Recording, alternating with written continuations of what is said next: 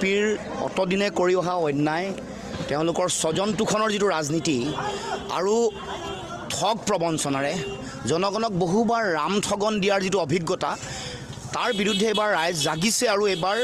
বিজেপিক উৎখাত কৰিবৰ কাৰণে ৰাইজে ইতিমধ্যে সিদ্ধান্ত গ্ৰহণ কৰিছে 21 চনৰ নিৰ্বাচনৰ সময়তো তেওঁলোকে কিছুমান প্ৰতিশ্ৰুতি দিছিল বিশেষকৈ যিবোৰ প্ৰতিশ্ৰুতিৰ কাৰণে তেওঁলোকে ভোট পাইছিলে মাইক্ৰ' ফাইনেন্সৰ ঋণ ৰেহাইৰ কথা কৈছিলে তাৰ পাছত তেওঁলোকে গছপুলি ৰুৱাই পিনে মানুহক তেওঁলোকে টকা দিম বুলি কৈ নিদিলে কলহ যাত্ৰা কৰোৱালে লাখপতি বাইদেউ বনাম বুলি কৈ তেওঁলোকে লাখপতি নবনালে এতিয়া আকৌ এই পঞ্চায়ত নিৰ্বাচনৰ আগতে তেওঁলোকৰ যিবোৰ কৌশল এইবোৰ ধৰা পৰিছে এতিয়া ট্ৰেইনিং দিয়াইছে যিবোৰ কাম কৰিব নোৱাৰে নিৰ্বাচনৰ কোড অফ কণ্ডাক্ট ভংগ কৰিছে মুখ্যমন্ত্ৰীও যিবোৰ প্ৰলোভন দিয়া আমি দেখিবলৈ পাইছোঁ মোবাইল ফোন দিব মহিলাসকলক এইবোৰ আচলতে নিৰ্বাচনৰ বিধি ভংগ কৰিছে যোৱাকালি স্নাতকোত্তৰ যিসকল MA MCom MSc পঢ়ি থকা মানুহ তেওঁলোকেও অনলাইন ক্লাছ দিব পাৰিব তেওঁলোকে 300 টকা পাব তাৰমানে বিশ্ববিদ্যালয়ৰ ছাত্ৰ ছাত্ৰীসকলে যিহেতু তেওঁলোকে ইণ্ডিপেণ্ডেণ্ট তেওঁলোকৰ মাইণ্ডছেট তেওঁলোকৰ এটা সংগ্ৰামী চেতনা আছে তেওঁলোকক কোনোমতে প্ৰলোভিত কৰিবলৈ নামি পৰিছে তাৰমানে সকলো ছেকশ্যন এতিয়া বিজেপিয়ে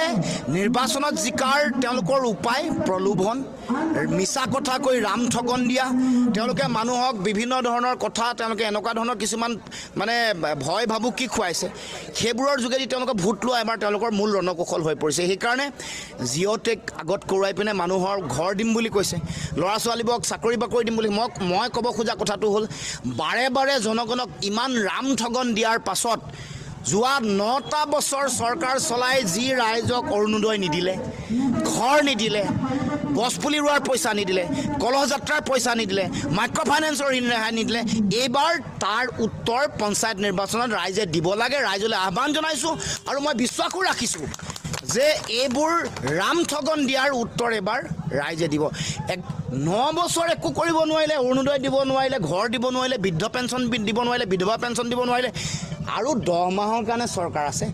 এইবাৰ চৰকাৰে এপ্ৰিললৈকে দৰমহা দিব পৰা নাই তাৰমানে ৰাজভঁৰাল উদং হিমন্ত বিশ্ব শৰ্মাই চৰকাৰ চলাব পৰা নাই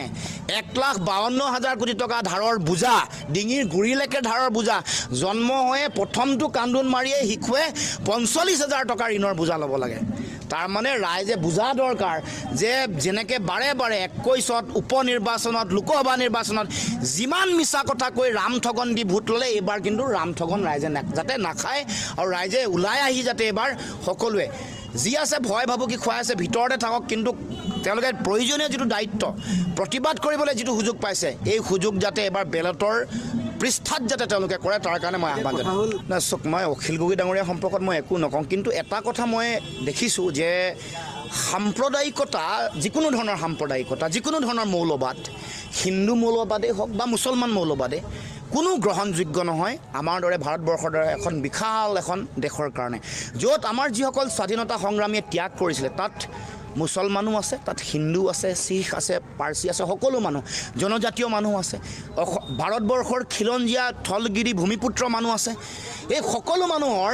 তেওঁলোকৰ ত্যাগৰ বিনিময়তহে এখন সংবিধান পাইছোঁ সংবিধানে কৈছে তাত সকলো মানুহৰ সম অধিকাৰ আছে গতিকে এই মৌলবাদী চিন্তা চেতনা যিয়ে নহওক লাগিলে এইবোৰ পৰিহাৰ কৰিব লাগিব আজি দেশৰ সংকট এটা সময়ত পুলৱামাত হৈছিল এবাৰ পেহেলগামত হ'ল এই সংকটৰ সময়ত ৰাষ্ট্ৰৰ দায়িত্ব হ'ল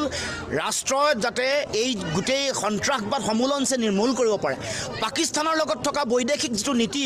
এইটো আন্তঃৰাষ্ট্ৰীয় পৰ্যায়ত UN লেভেলত হওক বা আন লেভেলত যাতে নিষ্পত্তি কৰিব পাৰে তাৰ কাৰণে বিশেষ ব্যৱস্থা গ্ৰহণ কৰিব লাগে আৰু দ্বিতীয় কথাটো আমি বিৰোধীৰ ঐক্যবদ্ধভাৱে আমি আগ নাবাঢ়িলে দেশৰ যিটো ৰাজনৈতিক যিটো নিৰ্বাচনৰ ফলাফল এইটোৱে কৈছে যে দেশত দ্বিমৰুত বিভক্ত হৈছে নিৰ্বাচনী গোটেই চিষ্টেমটো এটা শাসকীয় পক্ষ আনফালে বিপৰীত পক্ষ গতিকে এই কথাটো আমি উপলব্ধি কৰিব লাগিব মেৰু যদি বেছি হয় বিৰোধীৰ মেৰু যদি আৰু বাঢ়ে তেতিয়াহ'লে পোনপটীয়াকৈ লাভটো বিজেপিৰে হ'ব শাসকীয় পক্ষৰে হ'ব এইটো শিশুৱে একেবাৰে অশিক্ষিত মানুহে এই কথা বুজি পায় আমি যদি বেছি প্ৰৰোচিত কৰি আমি যদি বেছি আমাৰ বিৰোধীৰ মাজত নিজে সংঘাত লাগি যদি আমি মানে বিৰোধীত লগাত থকা ভোটখিনি যদি ভাগ কৰি পেলাওঁ, কাৰণ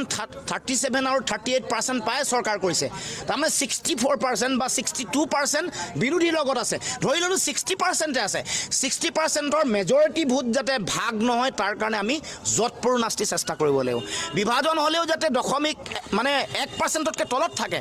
1% ক্ৰছ নকৰে তাৰ কাৰণে তেওঁলোকে চলে বলে কৌশলে নিজৰ মানুহ উঠাবলৈ বিচাৰিব। কিন্তু তাৰ মাজতো আমি বিৰোধীক একত্ৰিত কৰি ৰখা, বিৰোধীৰ ভোট একত্ৰিত কৰি ৰখাৰ